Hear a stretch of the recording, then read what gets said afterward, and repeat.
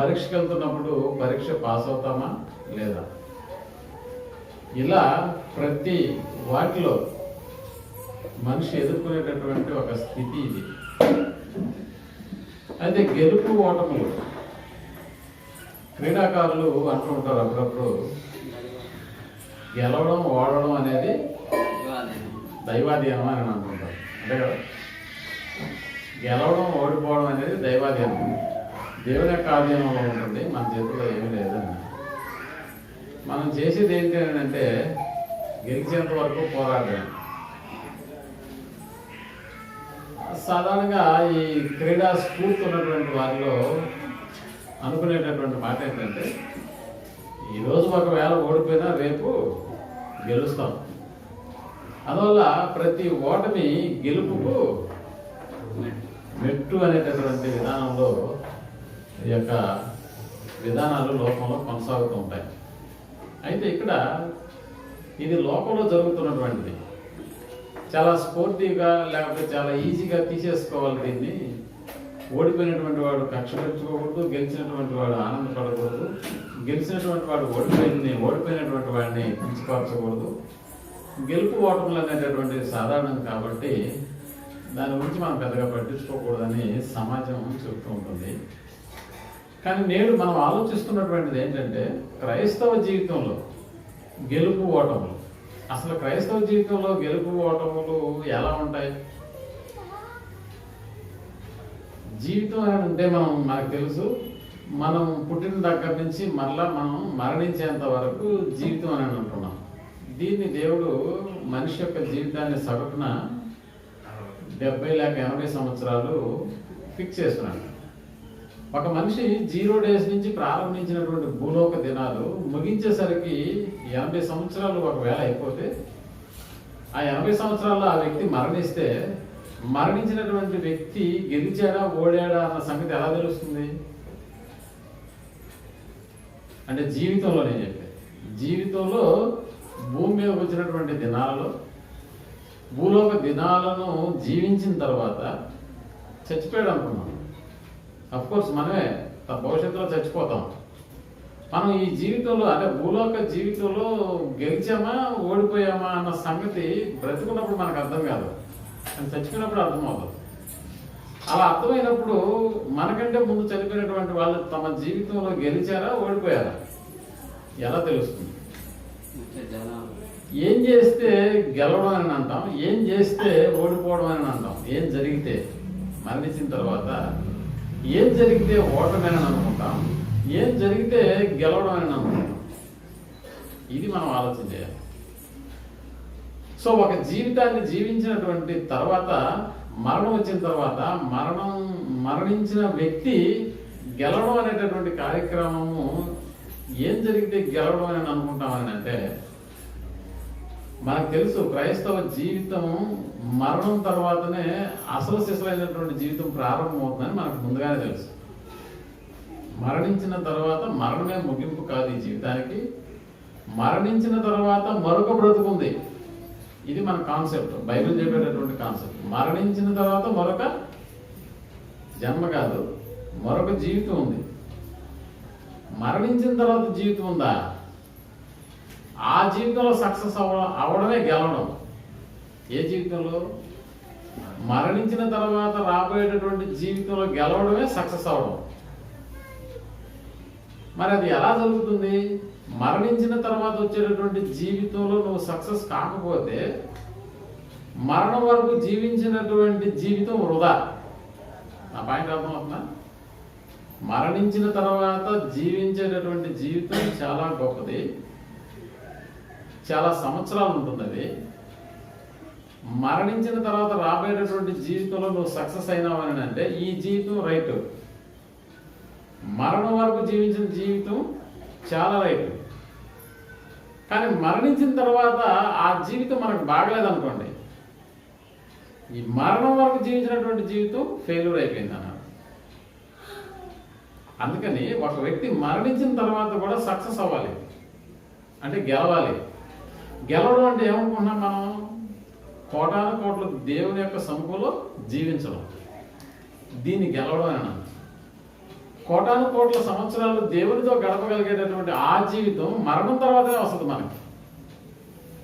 అందులో మరణించేంత వరకు ఎలా జీవించాలి అని అంటే, మరణించేంత వరకు కూడా చాలా సమస్యలు వస్తాయి మన జీవితంలో. ఇప్పుడు మనం ఇంకా మరణించలేదు, మరణించేంత వరకు మన జీవితంలో చాలా పరీక్షలు ఎదురవుతాయి. మనం ఏం పరీక్షలు ఎదురవుతాయని అంటే, చాలా పరీక్షలు. ఎన్ని పరీక్షలు ఏ విధంగా ఎదురవుతాయని అంటే, మనకు తెలుసు, ఒక విద్యార్థి స్కూల్కి వెళ్ళిన నాటి నుంచి తల్లిదండ్రులకు వారానికి ఒక పరీక్ష పెట్టి ఆ పరీక్ష పేపర్ని తల్లిదండ్రులు పంపిస్తున్నారు. మీ అబ్బాయి రాసినటువంటి పరీక్ష ఇదేనండి. ప్రతి శనివారం ఒక ఎగ్జామ్ ఉంటుంది. మన గవర్నమెంట్ స్కూల్లో అయితే ఫస్ట్ అసైన్మెంట్లతో ప్రారంభిస్తారు. అసైన్మెంట్ సబ్మిట్ చేయాలంటారు. ఆ తర్వాత యూనిట్ పరీక్షలు అని అంటారు. ఫస్ట్ యూనిట్, 2వ యూనిట్, 3వ యూనిట్, 4 యూనిట్లు జరుగుతాయి. అవును, యూనిట్లు మాత్రమే కాదు, 3 నెలలకు ఒకసారి 3 నెలల పరీక్షలు జరుగుతాయి. 6 నెలలకు ఒకసారి 6 నెలల పరీక్షలు జరుగుతాయి. ఆ తర్వాత వచ్చేటటువంటి మెయిన్ ఎగ్జామ్ ఉంటుంది. ఆ ఎగ్జామ్ తర్వాత తరగతికి వీడిని పంపించాలా వద్దా అనేది డిసైడ్ అవుతుంది.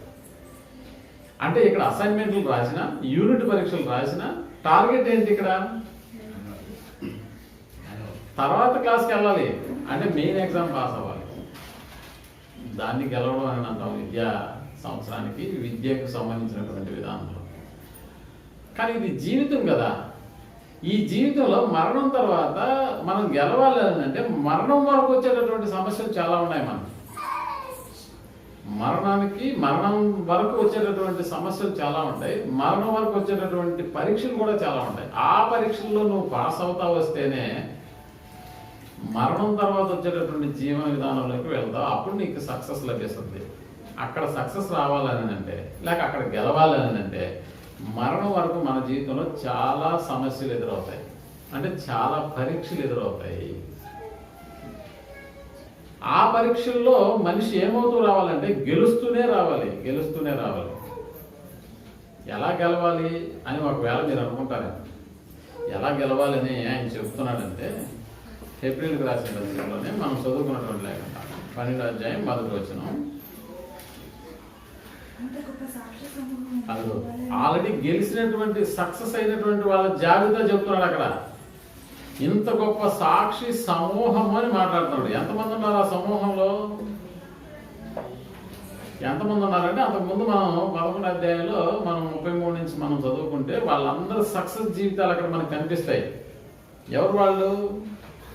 ఏది ఈ జీవితం కూడా పాస్ అవ్వలేరా మీరు అన్నట్టుగా చెప్తున్నారు అనమాట వాళ్ళు. ఏది 80-70 సంవత్సరాలు కూడా మీరు సక్సెస్ కాలేరా అన్నట్టుగా ఉంది ఒక్కొక్కరి జీవితం. ఏంటా జీవితం? ఎవరు వాళ్ళు? ఎలాంటి సక్సెస్ సాధించారు అని అంటే, 32 ఇక నువ్వు ఏమి చెప్పుతున్నావు? గిద్యోను ర్యాంక్ హోల్డరు అని చెప్తున్నాడు ఇక్కడ. గిద్యోను సక్సెస్ మ్యాన్. తన జీవితంలో ఎన్నింటిని ఎదుర్కొన్నాడు, వాటన్నింటినీ సక్సెస్ గా చేస్తున్నాడు అన్నట్టుగా. అందులో గిద్యోను ఉన్నాడు, బారాకు ఉన్నాడు, సంసోన్ ఉన్నాడు, యొప్తా ఉన్నాడు, దావీదు ఉన్నాడు. వీళ్ళందరూ కలిసి ఒకే ఒక తరంలో జీవించినటువంటి వాళ్ళు కాదు వీళ్ళు. అందరికీ ఒకే తరమా? కాదు. గిద్యోనుది ఒక తరం, బారాకుది ఒక తరం, సంసోనుది ఒక తరం, యొప్తాది ఒక తరం, దావీదుది ఒక తరం, సమూయేలుది ఒక తరం. అనువారిని గూర్చి ఇంకా పేర్లు చెప్పలేదు. మిగిలిన వాళ్ళని ఏం చెప్తున్నాడు? ప్రవక్తలను గూర్చి అన్నాడు. ఎంతమంది ప్రవక్తలు ఉన్నారు? పేర్లు రాయలేదు. ప్రవక్తలను గూర్చి వివరించుటకు సమయము చాలదు. అంటే పేర్లు చెప్పడానికి నాకు టైం సరిపోదు, లేకపోతే పేర్లు రాయలేను. వీళ్ళంతా ఎవరు? మరణం వరకు ఉన్నటువంటి జీవితంలో గెలిచినటువంటి వాళ్ళు దేని ద్వారా గెలిచారని మీరు అనుకుంటున్నారు అని అంటే, విశ్వాసము ద్వారా అని మాట్లాడుతున్నాం. అంటే మరణం వరకు మన ముందున్నటువంటి జీవన విధానంలో ఈ బ్రతుకును మనం కొనసాగిస్తున్నటువంటి దినాలలో కేవలం విశ్వాసం అనేటటువంటి దానిని కానీ మనం ధరించుకుని ఉంటే, ప్రతి పరీక్ష గెలిచేటటువంటి ఒక అవకాశం ఉంటుంది. అప్పుడప్పుడు చూడండి, పరీక్షకి వెళ్లే ముందు పిల్లలు ఏం చేస్తారంటే, పాస్టర్ దగ్గరకు వచ్చి దేనికి ప్రార్థన? పెన్నుకు ప్రార్థన చేయించుకుంటా ఉంటారు. అంటే పెన్నుకు ప్రార్థన చేస్తే పెన్ను బాగా రాసదా, మధ్యలో ఇంకైపోతుంది కదా. అందుకే 2-3 పెన్నులు తీసుకెళ్తారు. అంటే రాసేది తనే అయినా ప్రార్థన పెన్నుకు చేయించుకుంటాడు. అందుకని ఎగ్జామ్స్ టైంలో మీరు బాగా గమనిస్తే క్రిస్టియన్ బుక్ స్టాల్లో యేసుప్రభు బొమ్మ ఉన్నటువంటి పెన్నులు కనిపిస్తాయి మనకి. సో వాటిని తీసుకుని వెళ్ళి రాస్తాం. అలాగే ఈ జీవితం కొనసాగించాలని అంటే కొనసాగించేటటువంటి ఈ జీవితంలో ఎలాంటి పరీక్షలు ఎదురైనా అందులో పాస్ అవ్వాలంటే మన దగ్గర ఉండవలసింది ఏంటంటే విశ్వాసం. విశ్వాసము ద్వారా రాజ్యములను జయించిరి. జయించడం అంటే మన భాషలో గెలవడం లేక పాస్ అవ్వడం. నీతి కార్యములను జరిగించిరి. జనరల్గా నీతి కార్యాలు జరగవు, కానీ జరిగించారు. యుద్ధానికి వెళ్ళిన ప్రతిసారి గెలవరు, కానీ గెలిచారు. వాగ్దానములను పొందిరి. సింహముల నోళ్లను, సింహం ముందు నిలబడి చూడు. నిన్నో ఈరోజు అనుకుంటాను వార్తలు చూస్తున్నప్పుడు ఒక అబ్బాయిని పులి లాక్కెళ్ళిపోయిందంట అడవిలోకి. ఎవరు అబ్బాయిని ఆరా తీస్తే గొర్రెలను కాచుకునేటటువంటి యవనస్తులు, ఆ యవనస్తుడిని పులి తీసుకెళ్ళిపోయింది, అంటే చంపేసింది. అంటే జీవితం ఏమైపోయిందంటే ఓడిపోయింది ఓ పులి ముందు. కానీ ఓ సింహం ముందు విశ్వాసాన్ని కలిగినటువంటి జీవితాన్ని మనం కానీ జీవించగలిగితే సింహము నోరు ఏమైపోయిందంట అక్కడ మూయబడింది. సింహములను, సింహముల నోళ్లను మూసిరి. అగ్ని బలమును చల్లార్చిరి. ఖడ్గదారును తప్పించుకున్నది. బలహీనులుగా ఉండి బలపరచబడింది. యుద్ధంలో పరాక్రమశాలులైది. అన్యుల సేనలను పారద్రోలిది. స్త్రీలు మృతులైన తమ వారిని పునరుత్థానం వల్ల మరలా పొందిరి. కొందరైతే మరి శ్రేష్టమైన పునరుత్థానం పొందగలరు. విడుదల పొందనలకు యాతన పెట్టబడింది. ఇవన్నీ చూసుకుంటూ వస్తే ఈ జాబితాలో ఎంతమంది ఉన్నారో అంతమందిని మన ముందు పెడుతున్నాడు దేవుడు. అందుకని 12వ అధ్యాయం 1వ వచనంలో ఇంత గొప్ప సాక్షి సమూహం, అంటే సక్సెస్ అయినటువంటి వాళ్ళ జీవితాలను మన ముందు పెట్టినప్పుడు మన జీవితం కూడా సక్సెస్ అవ్వాలని కోరుకుంటున్నాడు దేవుడు. వీళ్ళందరి జీవితాలు చూడండి. మీరు అప్పుడప్పుడు ఏదైనా కాలేజీలకు వెళ్ళినప్పుడు కాలేజీలో మంచి అంటే ఆ కాలేజీలో చదివి మంచి హోదాకు వెళ్ళినటువంటి వాళ్ళ ఫోటోలు మనకు కనిపిస్తాయి. ఎందుకు వాళ్ళ ఫోటోలు పెట్టడం అక్కడ? ఈ కాలేజీలో ఉండి చదువుకున్నటువంటి వాళ్ళు ఏ స్టేజ్కి వెళ్ళారో చూడండి అన్నట్టుగా వాళ్ళ జీవితాలను అక్కడ ఫోటోల రూపంలో మార్చి మనకు చూపిస్తుంటారు. ఈయన ఫలానా సంవత్సరంలో చదివాడు, ఈయన ఇప్పుడు ఏం చేస్తున్నాడంటే అన్నట్టుగా. అలా క్రైస్తవ జీవితంలో సక్సెస్ అనేటటువంటి మాటను మనం ఆ సక్సెస్ అనేటటువంటి బాటలో మనం కూడా వెళ్ళాలంటే సక్సెస్ అయినటువంటి వాళ్ళ జీవితాలను చూపిస్తున్నాడు దేవుడు. ఇంత గొప్ప సాక్షి సమూహం, అంటే ఇంతమంది సక్సెస్ అవ్వగా లేదు మీరెందుకు కాదు, అది దేవుని ఉద్దేశం. అంటే ఇంతమంది గెలవగా లేనిది మనం ఎందుకు గెలవలేము? అందుకే మనల్ని గెలిపించేటటువంటి ఆయన ఒక ఆయన ఉన్నారు. ఎవరైనా మేఘం వలె మనల్ని ఆవరించి ఉన్నందున మనము కూడా ప్రతి భారమును సులువుగా చిక్కులు పెట్టి పాపమును విడిచిపెట్టి విశ్వాసమునకు కర్త. అసలు వాళ్ళంటే విశ్వాసముతో రాజ్యములను జయించారేమో, కానీ ఇప్పుడు మనం ముందున్నది ఎవరు అని అంటే విశ్వాసానికే కర్త. విశ్వాసమునకు కర్తయు దానిని కొనసాగించువాడునైన యేసు వైపు చూచుచు మన ఎదుట ఉంచబడిన పరుగు పందెము అన్నాడు. ఏంటి పరుగు పందెము? జీవితం అనేటటువంటి పరుగు పందెం. ఈ పందెంలో సక్సెస్ అయినటువంటి వ్యక్తి మళ్ళా మనకు కనిపిస్తున్నాడు. ఎవరు ఆయన అంటే పౌలు గారు. అందుకని పౌలు గారు కూడా ఏం చెప్తున్నాడు చూడండి. ఆ సక్సెస్ జీవితాన్ని గురించి బ్రతికున్నప్పుడే మాట్లాడుతున్నాడు. చాలా మంది కాన్ఫిడెంట్గా ఎగ్జామ్ రాసేటప్పుడు నాకు తెలిసి నేను గ్యారెంటీగా ఈ ఎగ్జామ్ పాస్ అవుతానని రాయక ముందే చెబుతున్నటువంటి మాటలు మనకు వినిపిస్తాయి. కారణం ఏంటంటే కష్టపడి చదువుకుంటాడు, ఖచ్చితంగా నేను ఆ ఎగ్జామ్ రాయగలుగుతాను, రాసి నేను పాస్ అవుతాను చూపిస్తానని ఎగ్జామ్ రాయకముందే. అలాగే ఈ జీవితం ముగింపులో కూడా పౌలు గారు చెప్తున్నటువంటి మాట అంటే మరణించక ముందు చెప్తున్నటువంటి మాట. తిమోతికి రాసిన 2వ పత్రిక 4వ అధ్యాయం 7వ వచనాన్ని మనం ఆలోచించగలిగితే, తిమోతికి రాసిన 2వ పత్రిక 4వ అధ్యాయం అడుగు మంచి పోరాటము పోరాడి తిని, మంచి పోరాటం పోరాడి తిని, మన ఎదుట ఉంచబడిన పరుగు పందెంలో ఏం చేయాలంట? అందుకని చెబుతూ పౌలు గారు, నా పరుగు ఏం చేశాను? కడముట్టించి తిని, నా పరుగు మంచి పోరాటం పోరాడాను, నా పరుగు కడముట్టించి తిని విశ్వాసమును, అంటే విశ్వాసాన్ని వదిలించుకునేటటువంటి ఏర్పాట్లు కూడా జరుగుతాయా? ఏమంటే పరుగు పందెం ఉందనుకోండి, పరుగు పందెంలో ప్రారంభంలోనే ఒక 20 కేజీలు రాయి పెట్టారనుకోండి, పరిస్థితి ఎలా ఉంటుంది? పరిగిస్తాడా? అక్కడే కూర్చునేస్తాడు. అంటే ఈ జీవితం అనేటటువంటి పరుగు పందెంలో నీకు ఎన్ని సమస్యలు ఎదురైనా, ఎన్ని ఇబ్బందులు ఎదురైనా కూడా ప్రతి దాన్ని అధిగమించి వెళ్తూ ఉండాలి. కొన్నిసార్లు పరుగు పందెంలో ఒక చెక్కలు అడ్డాన్ని పెడుతూ ఉంటారు, అదొక రకమైన పరుగు పందెం. ఏంటి ఆ పరుగు పందెం అంటే ప్రతి చెక్కను దాటుకుంటా వెళ్ళాలి. అవి ఆటంకాలా? అవును ఆటంకాలే, కానీ అధిగమించాలి. పౌలు తన జీవితాన్ని గురించి మాట్లాడుతూ, ఇదిగో మంచి పోరాటం పోరాడాను, నా పరుగు కడముట్టించి విశ్వాసమును, అంటే విశ్వాసాన్ని కాపాడుకునేటటువంటి స్థితి అందరిలో ఉందా? ఉండదు. కానీ నేనైతే విశ్వాసాన్ని కాపాడుకున్నాను. ఎందుకు ఇవన్నీ జరిగించాను నా జీవితంలో? రిజల్ట్ చాలా బాగుంటుంది. దేవుడు పెట్టేటటువంటి ప్రతి పరీక్షలో మనం పాస్ అవుతున్న ప్రతిసారి దాని నుంచి వచ్చేటటువంటి రివార్డ్స్, అవార్డ్స్ ఉంటాయి, చాలా గొప్పగా ఉంటాయి. అందుకని చెప్తాను, ఏముందంటే, ఇక మీదట నా కొరకు నీతి కిరీటము ఉంచబడి ఉన్నది.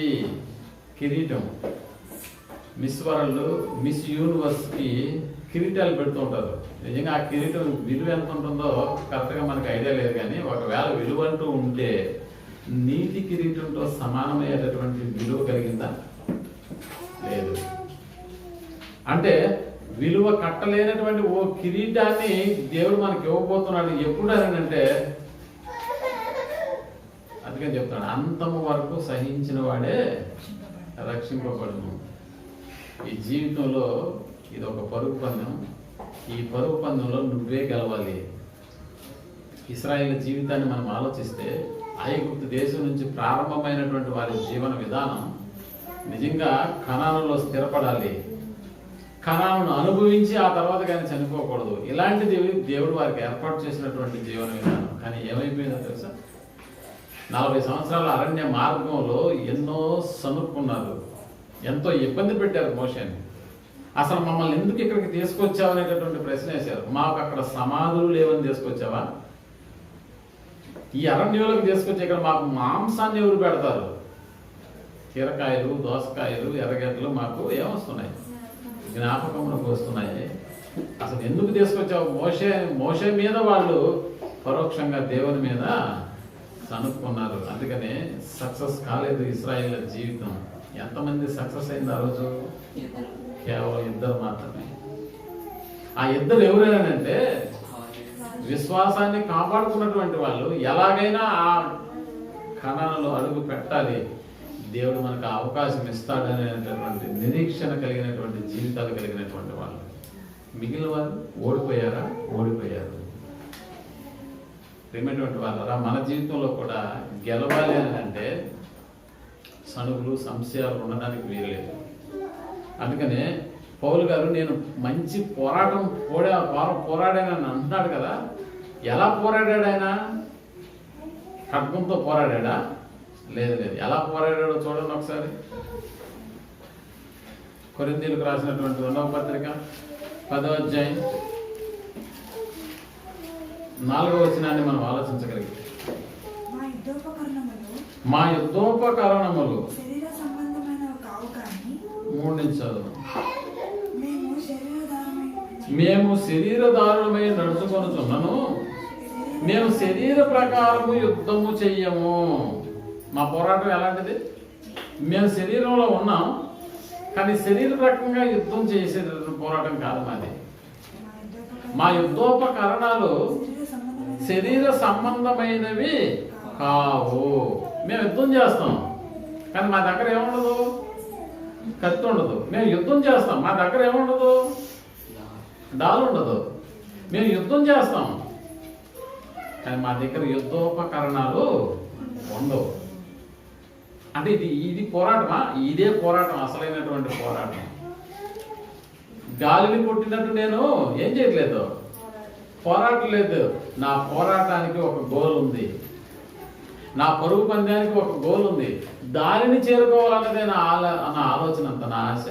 మరి ఎలా పోరాడుతున్నావా అని అంటే, ఇదిగో మేము శరీర ప్రకారం యుద్ధం చేసేటటువంటి వాళ్ళం. కానీ యుద్ధం చేస్తున్నామా? యుద్ధం చేస్తూనే ఉంటాం. ఎలా చేస్తావు? యుద్ధోపకరణాలు లేకుండా ఎలా చేస్తావు? అవును, కంటికి కనిపించినటువంటి శత్రువుతో, కంటికి కనిపించినటువంటి ఆయుధాలతో మేము పోరాడతాం. ఏంటి ఆయుధాలు? ఎఫెసీయులకు రాసిన పత్రిక 6వ అధ్యాయంలో ఆయుధాల గురించి మాట్లాడుతున్నాడు. అక్కడ ఏంటి ఆయుధాలు చూడండి. గెలవాలంటే ఈ ఆయుధాలు కంపల్సరియా? అవును, ఖచ్చితంగా ఈ ఆయుధాలు కావాలి. ఈ ఆయుధాలు క్రైస్తవ జీవితాన్ని గెలుపు బాటలోకి తీసుకెళ్లేటటువంటి ఆయుధాలు. ఏంటి ఆయుధాలు? 14 నిమిషాలు. దేవుడిచ్చు సర్వాంగ కవచమును ధరించుకోండి. దేవుడిచ్చేటటువంటి సర్వాంగ కవచము ఎలాగనగా, మీ నడుమునకు సత్యమును దట్టి కట్టుకోండి, నీతి అను మైమరుకు తొడుక్కోండి, పాదములకు సమాధాన సువార్త వలనైన సిద్ధ మనస్సును జోడు తొడుగుకొని నిలవబడి, ఇవన్నీ కాక విశ్వాసమను డాలు, విశ్వాసమను డాలు, దానితో మీరు దుష్టుని అగ్ని బాణములన్నిటినీ ఆర్పుటకు శక్తిమంతులగుదురు. మరియు రక్షణయను శిరస్త్రాణమును దేవుని వాక్యము అను ఆత్మఖడ్గమును ధరించుకొనండి. ఏం ధరించుకోవాలి? ఈ విశ్వాస జీవితంలో యుద్ధోపకరణాలు నీకు అవసరం. ఎందుకంటే కంటికి కనిపించినటువంటి శత్రువు మన ఎదురుగా ఉన్నాడు. అందుకే కంటికి కనిపించినటువంటి ఆయుధాలను దేవుడు సప్లై చేస్తున్నాడు. నాకు విశ్వాసం వద్దులే అని అంటే, విశ్వాసం అనే డాలు మన జీవితానికి కరెక్ట్గా ఉండవలసినటువంటిది.